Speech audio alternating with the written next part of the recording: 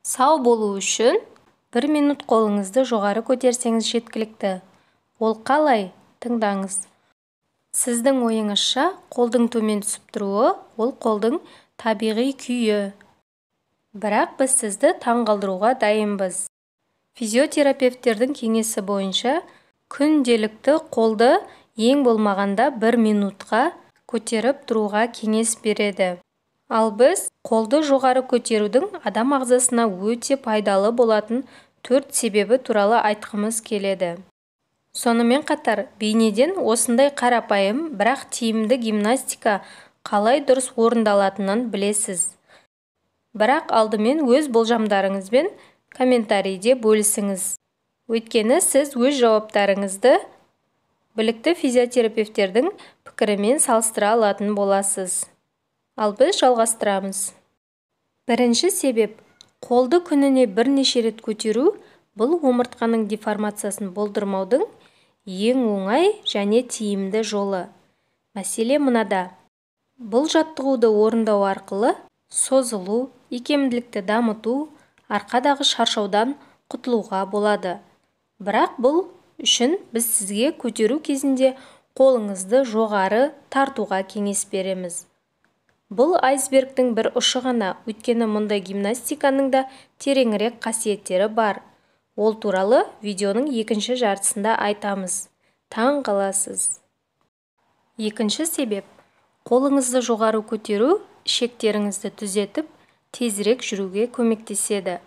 Бұл денсаулыққа қалай оң әсер етеді? Өйткені осылайша сіз ашту мен ыдырау ықтималдылығын азайтасыз. Сонымен қатар, дисбактериоздің даму мүмкіндігін азайтасыз.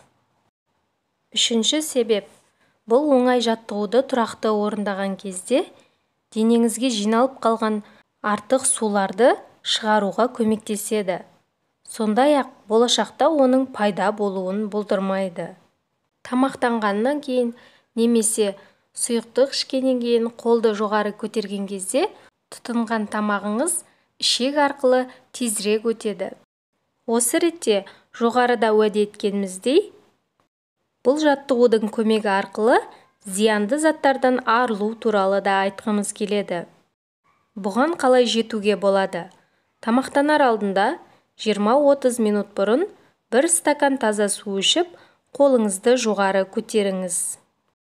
Сонда су ішкі қабырғалардағы барлық токсиндерді жуады. Төртінші себеп, сіз қолыңызды жоғары көтерген кезде ағзаға мүшелердің дұрыс орналасуын қалпына келтіруге көмектесесіз. Бірақ бұл нені білдіреді? Негізі жас ұлғайған сайын ішкі ағзалар, әсіресе кеуде және құрсақ қуысында табиғи күйінен ауса бастайды. Яғни, ағзаларымыз орнынан жылжып, төмен қарай түсе бастайды екен. Қолды көтеру кезінде іштің бұлшық еттерін қатайтуға кеңес береміз. Осылайша сізде қосымша оң әсерлер болады. Қалай дұрыс орындау керек? Бұл жаттығу әсер ету үшін қолдарыңызды бастың үстінде бір-біріне параллель ұстау жеткілікті. Сіз олардың қалпын бүгіп те ұстай аласыз. Сонымен қатар, қолды дененің артына қалдырып, осы қалыпта 1-2 минут жүру керек. Асқазан ішек ауруларының алдын алу және омыртқаны дәл қазір түзету үшін осы қарапайым әдісті қолданып көріңіз. Егер де осы сізге өте маңызды әрі оңай жаттығу түрі ұнаса, достарыңызбен осы видеомен бөлісіңіз. Оларды осы әдеттегі қолды жоғары көтеру артықшылықтары туралы ақпаратпен таң қалдырыңыз.